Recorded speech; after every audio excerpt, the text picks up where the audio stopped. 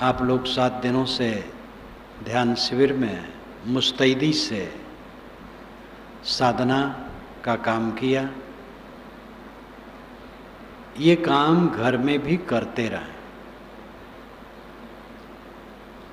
जो साधु हैं उनका तो काम ही है कहीं रहें, साधना में रहें। गृहस्थ लोग भी समय निकालें। सद्गुरु कबीर की साखी है, नेम जगावे प्रेम को, प्रेम जगावे जीव, जीव जगावे पीव को, वही जीव वही पीव। नियम प्रेम को जगाता है, प्रेम जीव को जगाता है, जीव पीव को जगाता है। तो साहब कहते जीव पीव दो नहीं है। नियम नेम नियम, नियम का नेम अपभ्रंश है। पद बैठने में सरल है, इसलिए नेम जगावे प्रेम को। नियम से चलोगे तो प्रेम जगेगा। जैसे कि तैतरीय उपनिषद में दान करने के लिए कहा गया, मैं जब पहली बार पढ़ा था बहुत प्रभावित हुआ, क्योंकि पहली बार और चित्त को प्रभावित करता है। प्रभावशाली तो सब समय है।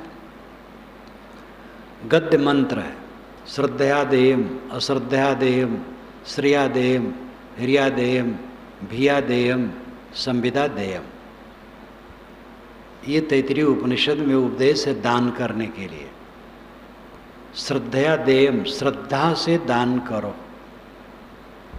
किसी ने कहा मुझे श्रद्धा नहीं है दान करने की, तो ऋषि ने कहा अश्रद्धयादेयम, बिना श्रद्धा के दो। बिना श्रद्धा के देते देते तुम्हारे मन में श्रद्धा उत्पन्न हो जाएगी। इस पर एक घटना, बस्ती जिले में शंकर भक्त यहाँ मैं था, उनकी कुटिया पर बड़ा भंडारा था। खूब साधु आए थे, गुरुजी उस समय थे। मैं कुटी में था और गुरुजी शायद उनकी जगह कहीं अलग रही होगी, याद नहीं है रहने की। फाल्गुन का महीना था, मर्दुम शुमारी हो रही थी, तो डुमरियागंज से 3 लोग आए कि भाई बहुत लोग इकट्ठे हैं तो अंतिम में मर्दुम शुमारी ऐसा भी करना चाहिए, कानून है कि अंतिम में जहाँ जो हो कर लिया जाए, जनगणना। तो आए तो गांव वाले बताए कि संत लोग तो करीब करीब 100 हैं। और फिर जो बहुत सोचे थे कि हजारों हैं, वैसा तो नहीं था। भक्त लोग सत्संग में जुटते थे फिर चले जाते थे, तो लौटने लगे। तो किसी ने कहा अगर आप आए हैं तो वहाँ चले चलिए। तो 3 युवक थे, युवक थे ही सब। तो मन तो उनका नहीं था, लेकिन किसी प्रकार ले आए। फाल्गुन की हवा चल रही थी पश्चिमी, केवांच के पेड़ थे सूखे, रोए उसके उड़ रहे थे बाहर। उनको लगे वो बहुत परेशान हो गए कि भाई मैं साधु उधु पास वैसे नहीं जाता हूँ, और वैसी जगह ले आए, मेरा सारा शरीर जल रहा है, परेशान कर दिए। अरे कहे अब आ ही गए हैं तो चले चलो अंदर में। मेरे पास आ गए तो मैंने कहा भाई झट से इनको तेल दो। तो हाथ पैर में लगाए, फिर वो शांत हुआ, बैठे, बातचीत होने लगी। बात होते होते शाम हो गई। मैंने कहा आप लोग जाइए। कि महाराज जाने का मन नहीं होता, यहाँ आने का मन हमारा नहीं था। वो तो मर्दमशुमारी के लिए आए थे, जनगणना के लिए, और ये लोग ज़बरदस्ती लाए। लेकिन जब आपसे बात होने लगी, आपके पास बैठ गया, अब जाने का मन नहीं होता। तो उपेक्षा थी उनको, लेकिन सामने आ गए तो श्रद्धा जग गई। ये मुझे याद आया कि अश्रद्धयादेयम, अगर अश्रद्धा से भी देने की आदत करोगे तो श्रद्धा बन जाएगी। श्रद्धयादेयम अश्रद्धयादेयम श्रेयादेयम, श्री नाम धन, धन के मुताबिक दो। कोई धनी है ज़्यादा दान करता है, तुम धनी नहीं हो तो उतना ही दो। अगर तुम धनी हो तो ज़्यादा दो। श्रेयादेयम हिर्यादेयम, हिरी नाम लज्जा, लज्जा से दो। लोग दान करते हैं, तुम कैसे कंजूस हो। भियादेयम, भय से दो। अगर तुम दान धर्म नहीं करोगे तुम्हारा भविष्य कितना खराब होगा। संविदादेयम, संविदा का मतलब इकरार, अगर किसी को वचन दिए हो तो जरूर दो। पहली बार जब मैं इसको पढ़ा था बहुत प्रभावित हुआ, क्योंकि पहली बार ऐसी चीज़ जब आती है अद्भुत तो मन बहुत प्रभावित होता है, फिर पीछे तो सामान्य हो जाता है। परंतु ये बात कितनी महत्वपूर्ण है। श्रद्धा से दो, नहीं श्रद्धा है तो अश्रद्धा से दो, धन के मुताबिक दो, लज्जा से दो, भय से दो, कहे हो तो दो। तो ऋषि कितना व्यापक दृष्टिकोण से इस चीज को लेते हैं। नियम जगावे प्रेम को। नहीं मन में श्रद्धा होती है ध्यान के लिए, ग्रंथ पाठ के लिए, पढ़ने के लिए, नियम बना लो। 1 घंटा बैठेंगे, बहुत व्यस्त हो आधा घंटा बैठेंगे, नहीं मन लगता है बैठो, बैठना शुरू करो। तो हो सकता है स्वाध्याय में आपकी श्रद्धा जग जाए, ध्यान में जग जाए, एकाग्रता में जग जाए। पहले चाय का प्रचार जब लोग किए हैं तो गांव के बाजारों में गाड़ी से जाते थे और पका करके कहते देखो भाई एक अद्भुत चीज़ लाया हूँ, इसका नाम है चाय, बहुत अद्भुत चीज़ है, बहुत मीठा है, आप पीजिए, फ्री पिलाते थे। आज कौन फ्री पिलाता है? आज तो छरहो पड़ी है चाय की। तो खैर चाय बाहरी चीज़ है, लेकिन फिर भी ये कई उदाहरण हैं कि मन नहीं लगता था और लगने लगा। जिस संत के प्रति उपेक्षा थी, ये तो ऐसा ही है, समझते समझते जब उनकी गहराई समझे तो उनके शिष्य हो गए। ये भी मैं घटना बताऊं, अयोध्या से आगे बेलसर रगड़गंज क्षेत्र में मैं रहूं तो वहाँ पर लोग आवें मिलने जुलने और मेरे विचार चलें। रामशबद तिवारी यहाँ मेरे निवास था, वो पूरा परिवार अपना भक्त है। तो देवता प्रसाद द्विवेदी आए, उस समय अध्यापक थे, जवान थे, प्रौढ़, और तिरछे देखे मुझे, प्रवचन सुनते रहे, व्यंग में थोड़ा बोलें और कुछ कटाक्ष करें, अपना पांडित्य को महत्व दें, मेरे वचनों पर कटाक्ष करें, लेकिन लगन रहे, फिर आ जाए, स्कूल से छुटे मेरे पास आ जाएं, बैठें, सुनें, फिर तिरछे बात करें, कुछ व्यंग ही करें मेरे ऊपर। 1 साल बीता, मेरे पास आ गए, साहब अब मुझे अपना शिष्य बना लीजिए। मैंने कहा भाई तुम मेरे ऊपर व्यंग्य करते थे, कहे साहब अब आपका हो गया। शिष्य हुए, अब बूढ़े हो गए हैं, आ नहीं पाते हैं, दुर्बल है। लेकिन हमारे सिद्धांत के प्रबल पक्षधर, तो देखा जाता है कि श्रद्धा न होने पर भी अगर लगे तो धीरे धीरे सत्पात्रों में श्रद्धा हो जाती है। नियम में चलने लगो तो श्रद्धा बढ़ जाएगी। नियम करो तो जरा, सुबह बैठ जाओ 1 घंटा, आधा घंटा, सब काम छोड़ करके, और घर वालों से कह दो पूजा में बैठे, तो फिर कोई नहीं छेड़ेगा। स्वाध्याय करो, ध्यान करो, आत्मचिंतन करो, और रोज ऐसा करो तो धीरे धीरे धीरे अभ्यास बढ़ेगा और लाभ होगा। नियम में चलना शुरू करो।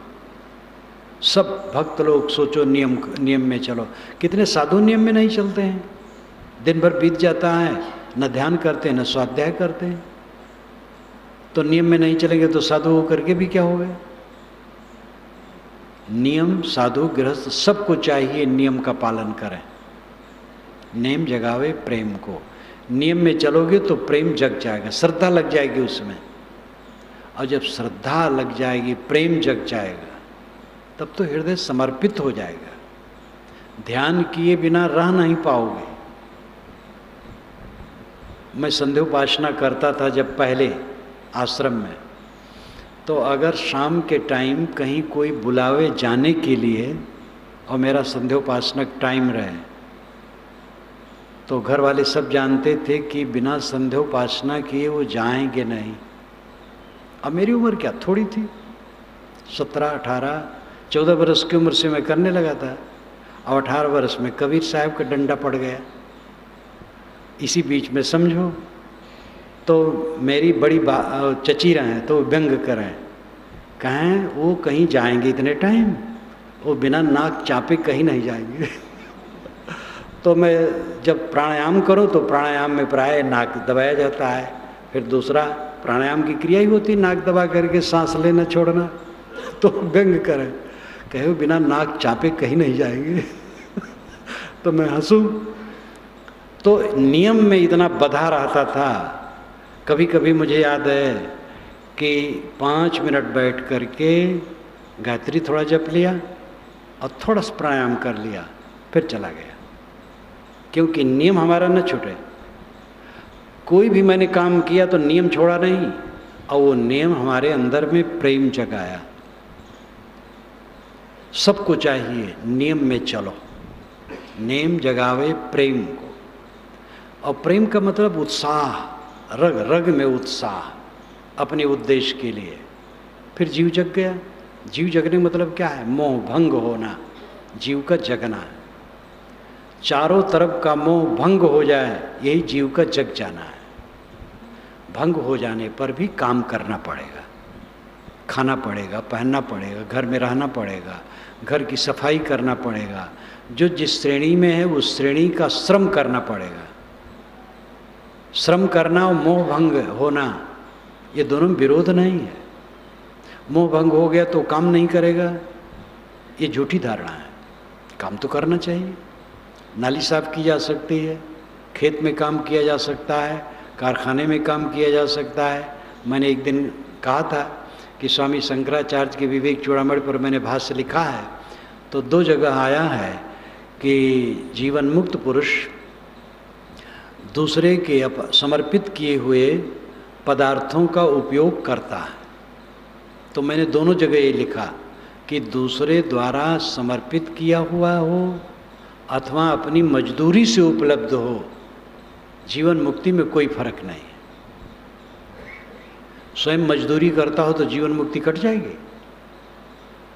हम कहीं मजदूरी कर सकते हैं पेट भरने के लिए, मोह भंग होगा। मोह भंग होना ही जीवन मुक्ति है। इसलिए मोह भंग होना काम छोड़ देना नहीं है।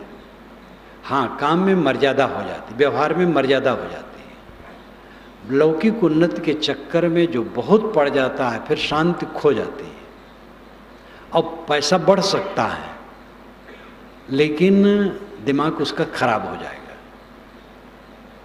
घट भी सकता है, धोखा भी हो सकता है, बढ़ भी सकता है, लेकिन वो शांति नहीं पाएगा। और लोग करें ठीक है, लेकिन जो साधना का विषय ठीक से समझ ले और आत्म शांति की अभिलाषा हो तो उसे अपने व्यवहार को भी संक्षिप्त करना होगा, संयमित करना होगा, मर्यादित करना होगा। और कुल मिलाकर के उसकी कुंजी यह है कि अगर उद्वेग, अशांत, पीड़ा, कलह, विवाद, मानसिक उद्वेग ये सब नहीं है तो ठीक है, वो जितना करता है ठीक है। क्षमता अलग अलग होती है। कोई ज़्यादा काम करते हुए भी संतुलित रह सकता है, कोई कम काम करके ही उद्वेगित हो सकता है।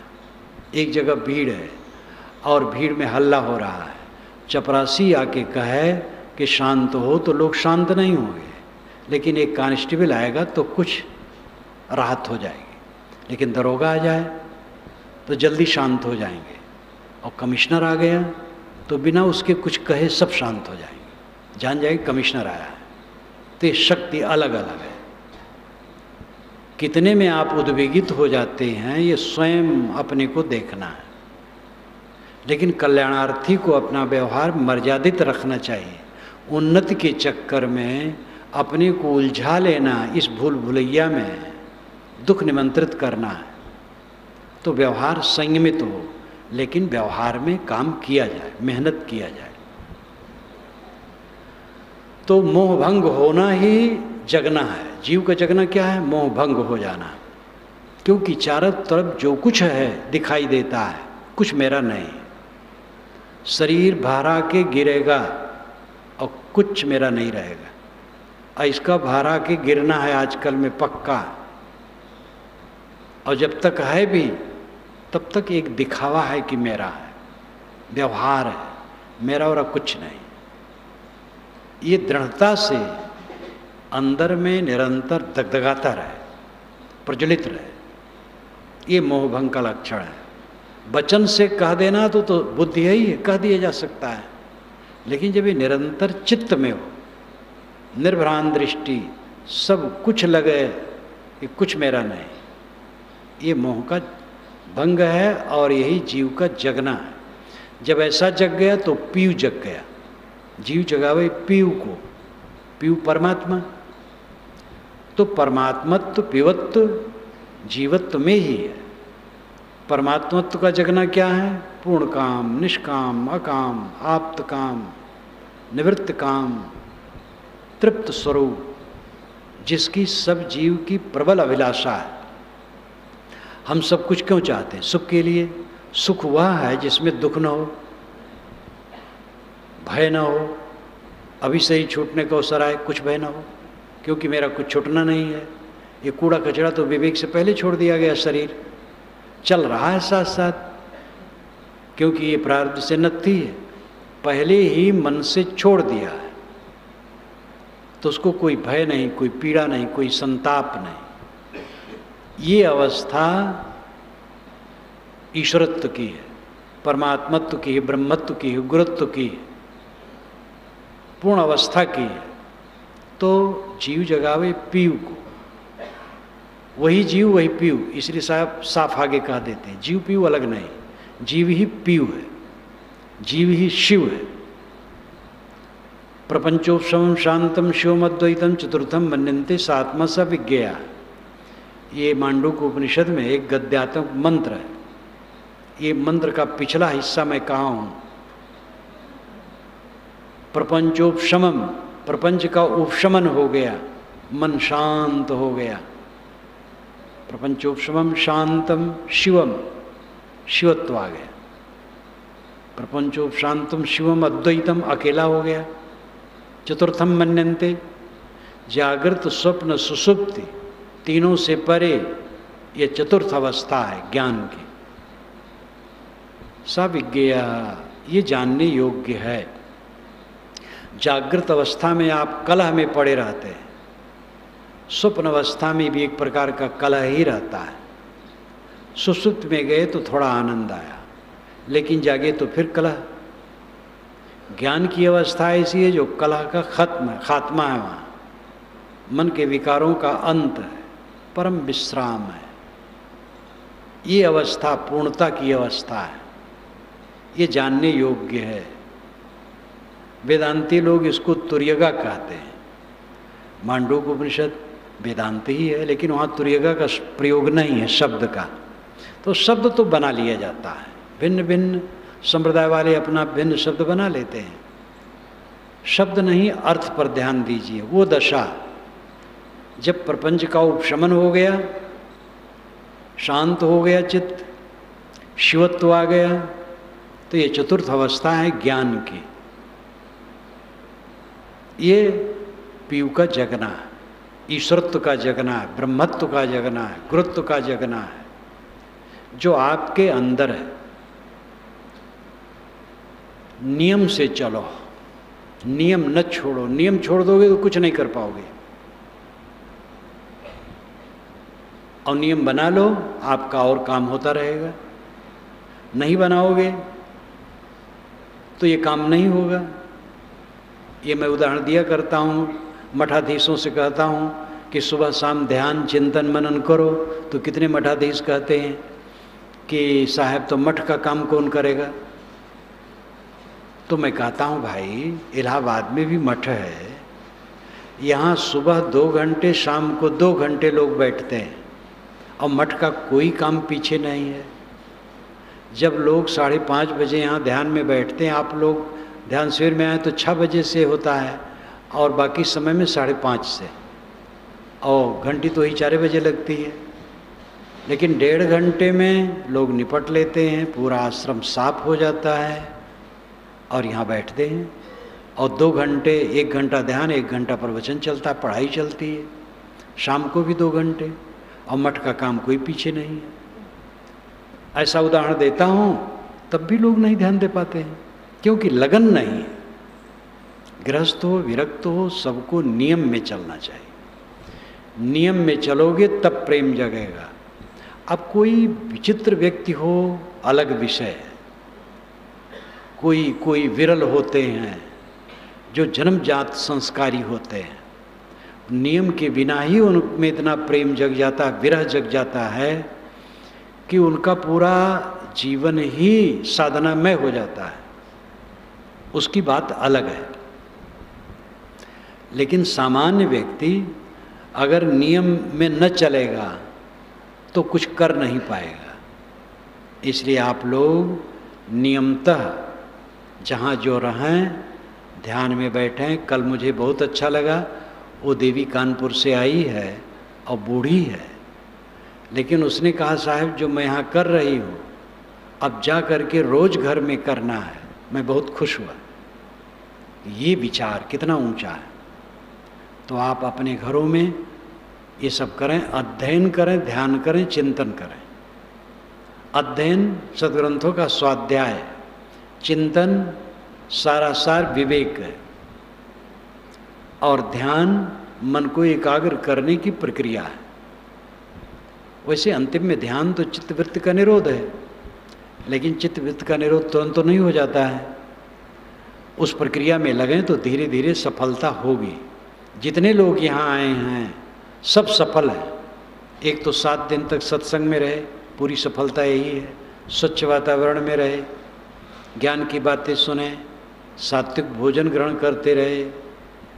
फिर जो आप करते हैं उसमें भी पात्रता के अनुसार सफलता निश्चित है, हुई होगी और होगी।